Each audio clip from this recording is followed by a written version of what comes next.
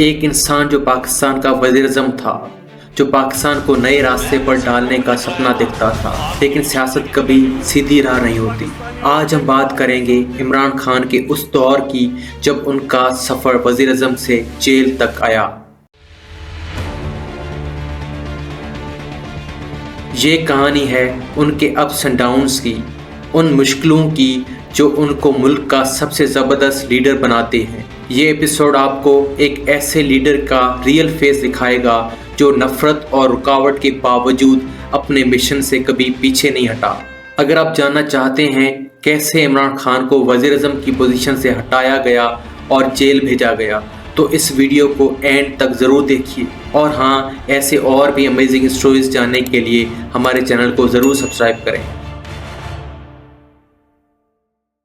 Hello friends, पिछले parts में हमने बात की इमरान खान के क्रिकेटिंग सफ़र से लेकर सियासत तक और फिर सियासत से लेकर वज़ीर-ए-आज़म बनने तक। मगर आज इस पार्ट में हम बात करेंगे उनके वज़ीर-ए-आज़म से जेल तक के सफ़र की।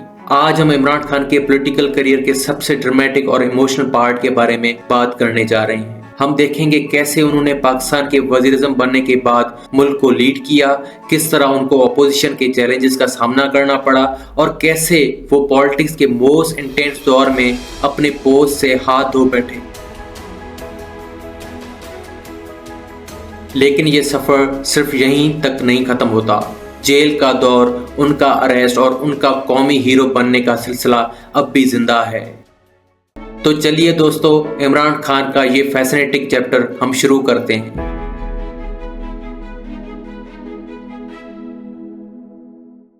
2018 में जब इमरान खान ने मुल्क के वज़ीर-ए-आज़म का पोस्ट संभाला, उनके सपोर्टर्स के लिए ये एक हिस्टोरिक मोमेंट था। उन्होंने मुल्क को नया पाकिस्तान का सपना दिया था, एक ऐसे पाकिस्तान का जहां इंसाफ, ट्रांसपेरेंसी और इक्वल अपॉर्चुनिटीज हों। लेकिन जब उन्होंने गवर्नेंस स्टार्ट की तो उनके रास्ते में कई बड़े चैलेंजेस आए। इमरान खान का सबसे बड़ा चैलेंज था मुल्क की इकोनॉमी को स्टेबल करना। जब उनका टेन्योर शुरू हुआ, पाकिस्तान की इकोनॉमी बहुत ज़्यादा प्रेशर में थी, फॉरेन डेट हाई था, महंगाई बढ़ रही थी और पब्लिक को इकोनॉमिक रिलीफ की ज़रूरत थी।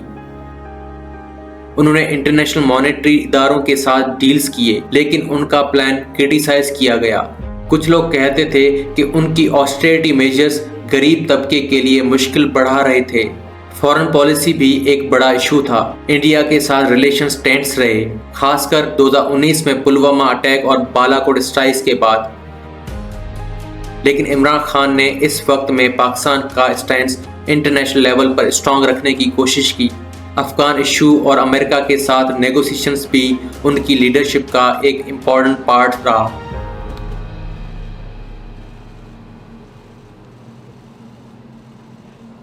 लेकिन 2022 का साल इमरान खान के लिए एक सियासती मैदान में टर्निंग पॉइंट बना।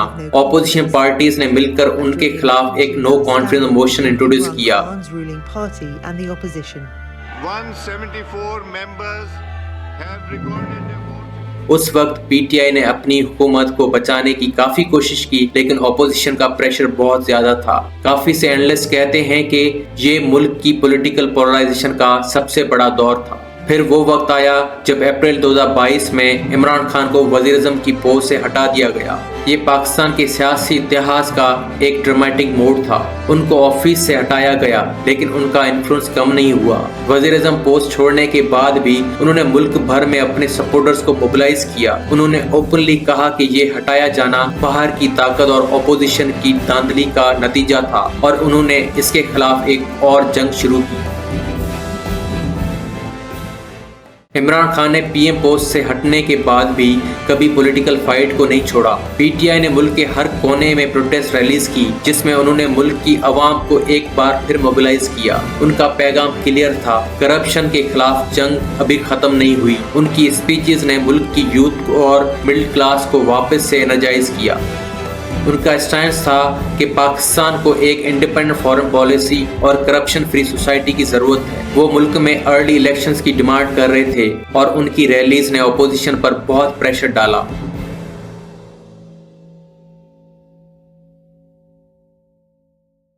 लेकिन पॉलिटिक्स में जब आप टॉप पर होते हो तो आपको मुश्किलातों का सामना करना पड़ता है। इमरान खान को भी 2023 में कई लीगल केसेस का सामना करना पड़ा। उन पर करप्शन के इल्जाम लगाए गए जिसे ऑपोजिशन ने उनके खिलाफ पॉलिटिकल वेपन के तौर पे यूज किया। फिर एक वो ड्रामेटिक ट्विस्ट आया जब इमरान खान को मई 2023 में अरेस्ट किया गया।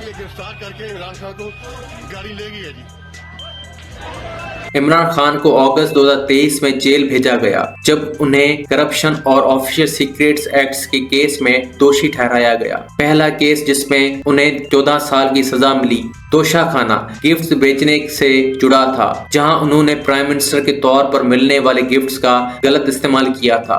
दूसरा केस जिसमें उन्हें 10 साल की सजा मिली जो एक डिप्लोमेटिक साइफर से जुड़ा था, जिसमें उन्होंने पाकिस्तान की पॉलिटिकल हालात को बिगाड़ने का इल्जाम अमेरिका पर लगाया।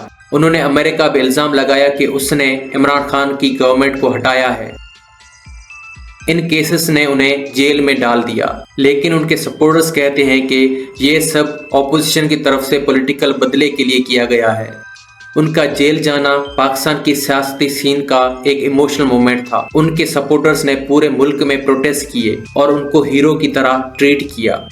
सोशल मीडिया पर हैशटैग इमरान खान फॉर पाकिस्तान और हैशटैग रिलीज इमरान खान जैसे हैशटैग्स ट्रेंड करने लगे।